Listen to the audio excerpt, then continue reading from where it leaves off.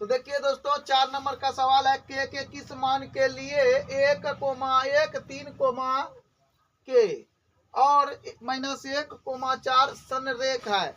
तो बस खेला जो है ना आपका, हम तो लिख दिए हैं, इसको बाद में समझाएंगे। खेला आपका यहाँ है, इसको हम घेर देते हैं, यही आपका खेला है, इसको आपको समझना है। उसके बाद आपको आगे बढ़ना। संरेख का मतलब होता है सीधा लकीर, एक ही सीधा में 3 बिंदु।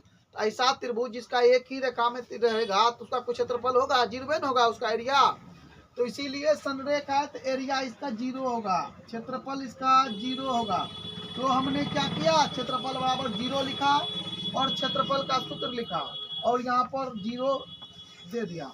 क्षेत्रफल का सूत्र याद करने के लिए आपको एक फॉर्मूला सिखाता हूँ।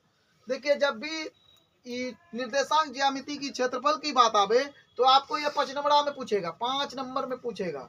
और आपको करना क्या है, 1/2 x1 + x2 + x3 लिखना है। ठीक है, लिख दिए। ये जो है सीरियल चलता है, सिर्फ खेला किसमें है, y में है। तो y में भी खेला को खत्म करते हैं। यहाँ x1 लिए तो y2 लेंगे, x1 लिए तो y2 लेंगे, एक सीरियल बढ़ाए, फिर एक y2 में बढ़ाएंगे तो y3 घटा y3। और जानते हैं कोष्ट में सिर्फ घटा ही होता है। फिर आपको x2 लिए तो y3 लिए, एक बढ़ा दिए, फिर अब एक बढ़ाएंगे तो 4 तो होगा नहीं, इसलिए रिटर्न आ जाएगा। तो क्या आ जाएगा 1, फिर प्लस किए x3 लिए y1 y2 कर दिए, बराबर खत्म, बराबर 0। अब इसका मान को हम बैठाते हैं, यहाँ पर दिया हुआ है, ये आपका हो गया x1 x2, ये हो गया आपको y1 होगा, x2 y2 मान बैठा दिए। इसका मान हो गया आपको x3 और y3। आप ऐसे बगल में भी लिख सकते हैं, यहाँ पर लिख सकते हैं x बराबर इतना, x1 बराबर इतना, लेकिन हमने यहाँ पर बैठा करके आपको सिखा दिया है। आपको जैसे लिखना है लिख लीजिएगा, नहीं भी लिखिएगा चलेगा। 1/2 x1 आपका कितना है, 1 है, 1 लिखे, कोष्ट शुरू। y2 आपका 3 है, 3 लिखे, y2 के है, ठीक, तो तुम 3 बोल दिया, के है तो बोलना नहीं है, इसमें गड़बड़ हो जाता है। त्रिकोणमिति निर्देशांक जो है बहुत कठिन है, y3 तो -4 हो जाएगा। ठीक है, अब आपको प्लस लिखना है। जब आप प्लस को लिखेंगे तो फिर क्या हो जाएगा, आपका 3 हो जाएगा। क्यों 3 होगा, तो x2 आपका 3 है और y3 लेना है, y3 आपका क्या है, 4 है, और यहाँ पर 4 को आपको लिखना है, फिर -1 लिखना है क्योंकि y1 आपका 1 है, फिर प्लस x1 x3 आपका क्या है, -1 है, तो माइनस प्लस माइनस हो जाएगा। अब यहाँ -1 लिख लिए, ठीक है। तो -1 जैसे आप लिखिएगा यहाँ पर, तो अब आपका क्या हो जाएगा, यहाँ पर हो जाएगा आपको 1, y1 जो है ना 1 है, देखिए y1 1 है और y2 आपका k है, -k बराबर आपका 0 कर लेना है। ठीक है, आपको अगर ऐसे करना है, उसके बाद आगे बढ़ाते चलते हैं। तो अब आपको देखिए करना क्या है, यहाँ पर 1/2 लिख लेना है और यहाँ पर आपको 1 लिखना है। तो 1 नहीं लिखना है, 1 से गुना कर देते इसको। 1 से जब गुना करिएगा तो k घटा 4 हो जाएगा, प्लस 3 4 तिया 12 और -3 1। रुकिए, इसको जो है ना हल करके ही निकाल लेते हैं, यहाँ पर थोड़ा आसान हो जाएगा, इसको छोटा हो जाएगा। देखिए 4 में 1 को घटाया गया तो 3 बचा, अब 3 गुना 3 करोगे तो 9 हो गया। यहाँ माइनस है तो -1, 1 गुना 1 किए 1 हुआ, 1 से किए तो प्लस के हुआ। अब आपका यहाँ पर 0 और ये कोष्ट आपको घेर देना।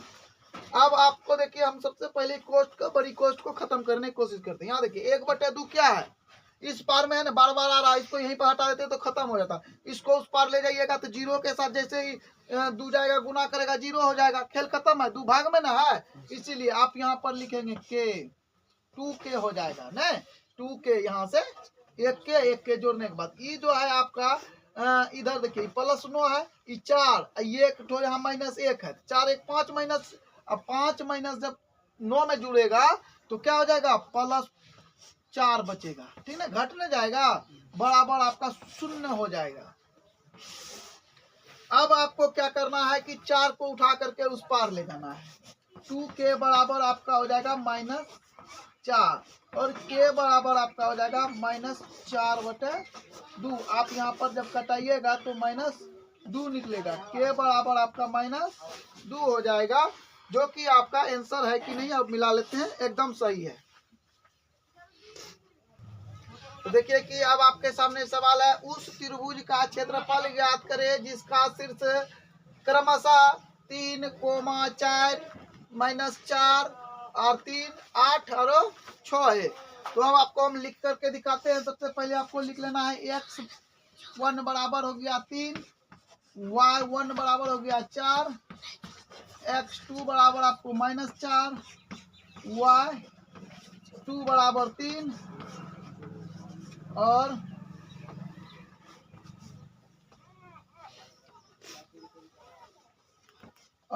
x3 बराबर 8, y3 बराबर 6। आप ऐसे भी लिख सकते हैं, पहले x वाले को फिर y वाले को। हमने एक साथ लिखा। अब क्षेत्रफल बराबर होता है, सूत्र पर बैठाइए, 1/2 x1 इंटू y2 घटा y3, फिर आपको प्लस x2 y3 घटा y1, फिर प्लस x3 y1 घटा y2। बंद। मान को बैठाइए, 1/2 x1 क्या आपका 3, y2 आपका क्या है y2 3, y3 क्या है आपका 6, प्लस x2 आपका क्या है -4, तो माइनस हो जाएगा 4, और y3 कितना है आपका y3 6 घटा y1 कितना है y1 आपका 4 है। ठीक है, और यहाँ पर आपको प्लस लिखना है। प्लस के बाद x3 क्या है आपका 8 है, और y1 आपका क्या है y1 आपका 4 है। ओके, और y2 देखिए क्या है y2 आपका 3 है घटा 3। यही चीज बैठाना बहुत कठिन है इसमें। अगर मिस हो गया तो कभी भी सही नहीं होता है। अब देखिए हम लोग आगे बढ़ते हैं। 3 है, 3 को अगर इसमें घटाया जाएगा कितना बचेगा -3, -3 गुना 3 किए तो -9, यहाँ माइनस है। अब यहाँ माइनस लगा दीजिए। यहाँ देखिए 6 में 4 को घटाइए कितना बचेगा 2 से 4 को गुना करिए तो -8। यहाँ प्लस है, प्लस लिखिए। 4 में 3 को घटाइए 1 बचेगा, 1 को 8 से गुना करिए 8 बचेगा। खत्म। आपका ये 8 कट गया, माइनस प्लस था। अब आप लिखेंगे -9/2, -9/2 जो है आपका क्षेत्रफल होगा। लेकिन जानते हैं आप, ये जो है ना आपका क्षेत्रफल त्रिभुज का है। किसी भी त्रिभुज का क्षेत्रफल जो है वो माइनस में नहीं होता है। तो अब आप कहिएगा कि मेरा जो है ये तो सवाल गलत हो गया सर, ये माइनस हो गया। माइनस कहाँ ले आवेंगे? तो यहाँ देखिए कि गैस पेपर में जो बनाया है उसमें भी यह माइनस ही आया है, लेकिन उन्होंने लिखा क्या है माइनस लिखा ही नहीं। क्यों नहीं लिखा? इसलिए नहीं लिखा कि क्षेत्रफल जो होता है ना वो कभी भी माइनस में नहीं होता है। किसी भी चीज का एरिया जो है वो आपको माइनस में नहीं होता है, ANS। ठीक है, तो आपका नहीं होता है। तो माइनस कहाँ गया? प्रश्न उठता है माइनस कहाँ गया? तो माइनस जो है ना जी, निर्देशांक ज्यामिति में माइनस ऑप्शनल होता है, वो उसका कोई मंदी नहीं होता। जब क्षेत्रफल पूरा फाइनली निकल जाए बाहर, क्षेत्रफल जब निकल जाता है, निकल करके सामने आ जाता है, आंसर आ गया 200 वर्ग इकाई है या 500 वर्ग इकाई है, तो उसमें अगर माइनस लगा है तो उस माइनस का कोई मानना नहीं होता। तो दोस्तों अगर आपको हमारा वीडियो अच्छा लगता है तो लाइक कमेंट शेयर जरूर करें। धन्यवाद।